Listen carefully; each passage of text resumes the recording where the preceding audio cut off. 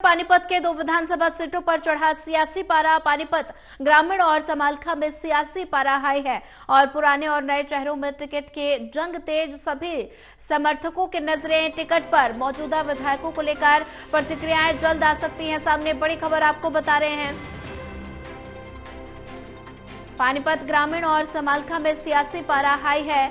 पानीपत के दो विधानसभा सीटों पर सियासी पारा चढ़ गया है और साथ ही पानीपत ग्रामीण और समालखा में सियासी पारा हाई। पुराने और नए चेहरों में टिकट के जंग तेज हो गई है। सभी समर्थकों की नजरें टिकट पर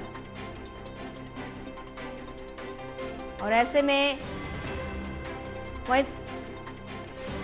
वहीं इसी खबर पर ज्यादा जानकारी साझा करने के लिए हमारे साथ देवेंद्र कथुरिया एसोसिएट एडिटर हमारे साथ जुड़ चुके हैं। देवेंद्र, पानीपत ग्रामीण और समालखा में सियासी पारा हाई है। विधानसभा चुनाव को देखते हुए लगातार बयानबाजियां भी सामने आ रही हैं और ऐसे में पुराने और नए चेहरों में टिकटों की जंग देखने को मिल रही है।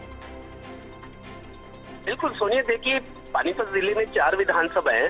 4 विधानसभा में पानीपत ग्रामीण और समालखा हॉट सीट बन चुकी है। दरअसल माहौल ही ऐसा बना हुआ है। पानीपत ग्रामीण में 2 बार के विधायक है और मौजूदा मंत्री है महिपाल ढांडा।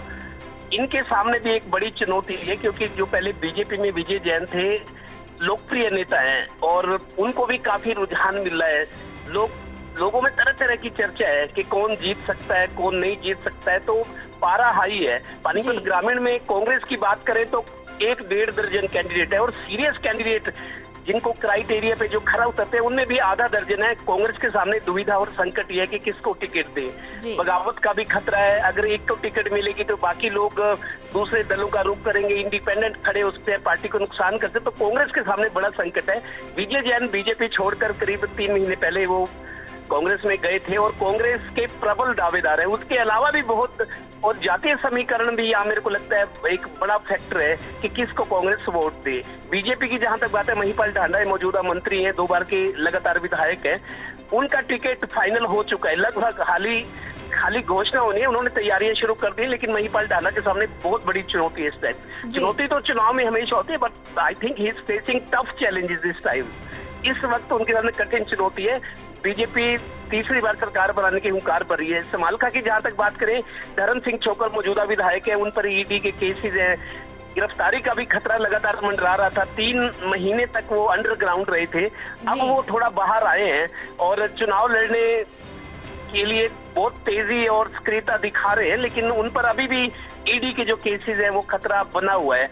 और उनके अलावा और भी विकल्प के तौर पर कांग्रेस के पास उम्मीदवार हैं। बीजेपी में शशिकांत कौशिक पिछले 2 साल से तैयारी कर रहे थे। 2014 और 19 का दोनों चुनाव बीजेपी की टिकट पर लड़े, लेकिन जीत नहीं सके, हवा में भी नहीं जीत सके। इस वक्त उन्होंने 2 साल से अब तैयारी शुरू की है। उनकी उम्मीद बन रही थी कि टिकट मिलेगी।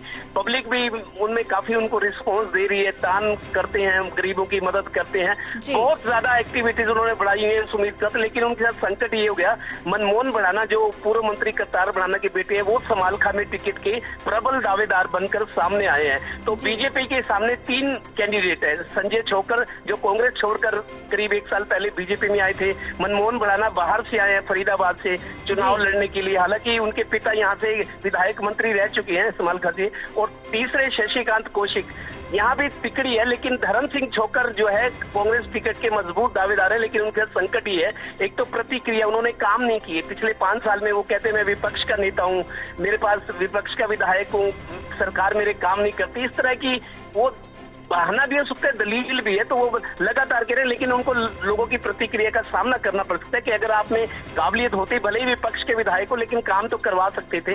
उनकी जमीन मेरे को लगता है काम के मामले में बहुत कमजोर है, उन पे भी खतरा बराबर बना हुआ है। कुल मिलाकर पुराने और नए चेहरों में पानीपत ग्रामीण और समालखा में कशमकश है। पार्टियों के लिए भी संकट है किसको टिकट दे, और जो मौजूदा विधायक है उनके सामने प्रतिक्रिया है, उनको रिएक्शन का सामना करना पड़ेगा, ये तय है। देखते हैं आप ऊंट किस तरह बैठता है। जी देवेंद्र, ज्यादा जानकारी साझा करने के लिए आपका धन्यवाद।